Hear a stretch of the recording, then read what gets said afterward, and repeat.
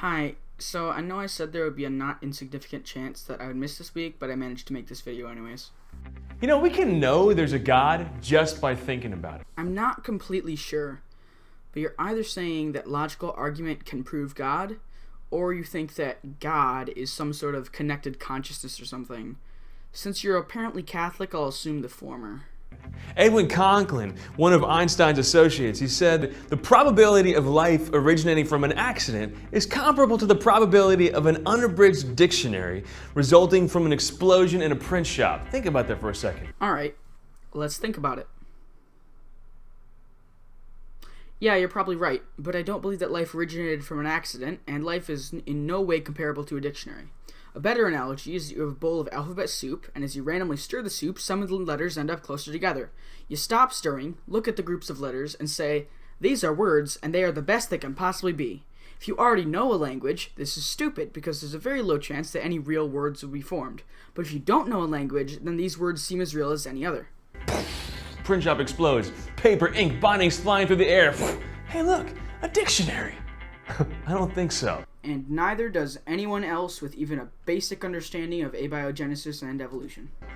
On a molecular I bite my thumb at thou. level, your fingernail is more complex than a library full of dictionaries. Alright, sure, it's more complex. What does that prove? If my alphabet soup is a grouping of 20 letters, that's a pretty complex word, but it doesn't make it perfect. Atheism? It's kind of like a flea that doesn't believe in the dog. I don't see a dog. Well, maybe that's because you're a flea. From my point of view, I'm a flea who can tell that I'm definitely on a large creature that can move and has fur, but I don't know what the creature really is, and I admit it. The religious flea notices that we're on a large creature that can move and has fur, and says, I have a book, and the book says we are on a dog. Later that day, a new discovery is made that the creature goes into a box with kitty litter. Given this, I come to the conclusion that we are on a cat. The religious flea says, my book says we're on a dog, and so we are on a dog. Some dogs use kitty litter too. This isn't really all that complex. Every material thing has a beginning, a starting point, a cause. The universe is a material thing. Is it? The universe is more of a container of material things. A phrase like the fabric of space-time is a bit of a misnomer, depending on who you ask. So the universe must have a cause that's capable of starting a universe. Boom, there's a God. My personal favorite explanation for how the Big Bang started is that there was a local drop in entropy. In the alphabet soup analogy, imagine a pool filled with alphabet soup and the letters are randomly arranged with random velocities. It's possible for a large amount of the letters to gather in a bowl-sized area without decreasing the entropy in the entire system, which would violate the second law of thermodynamics. There's a link to a proper explanation of this by an actual astrophysicist in the description. Physicists agree that 13.7 billion years ago, there was something called the Big Bang. And we used to think that ever since the Big Bang, the universe was expanding through space and time. We know better now. We know the universe is not expanding through space and time. Check this out, this is crazy. Because the universe contains space and time. Which means outside of the bubble of this universe is literally nothing. Not even space, not even time. Well, sort of. Outside of our observable universe is probably more stuff. Outside of the entire universe, nobody knows. In fact, even if the universe is finite, there's probably not an edge. Measurements have been done with the CMB to show that the universe is probably mapped onto a hypersphere, which would mean that if you travel in one direction far enough, you would wrap around the universe and end up back where you started. Sort of like how the 2D ground seems flat, but is on the 3D sphere of Earth, imagine that 3D space is actually on the 4D sphere of space-time. I can believe that. I can believe that 13.7 billion years ago, space and time and all this exploded into literally nothing. It didn't explode.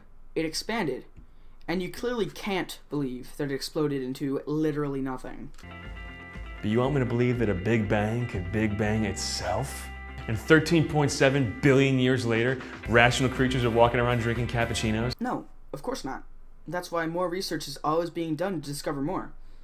Also, I don't think that you're wrapping your head around the number 13.7 billion. That is a huge amount of time. Cappuccino just kind of happened all by itself? I don't think so. Yeah, that hilarious reenactment of the entire universe is pretty inaccurate.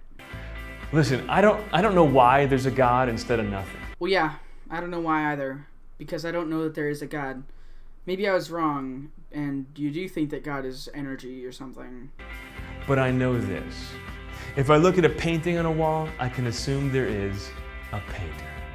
If I hold a book in my hand, even if I can't see the author, I can assume there is one. And if I look at this universe, I can assume there is a God. Lucky you, you're a deist. Wait, you're Catholic? How did you get from there is a God to Yahweh sacrificed himself to appease himself? If you have any suggestions for videos to respond to, send them to me on Minds, Twitter, or YouTube.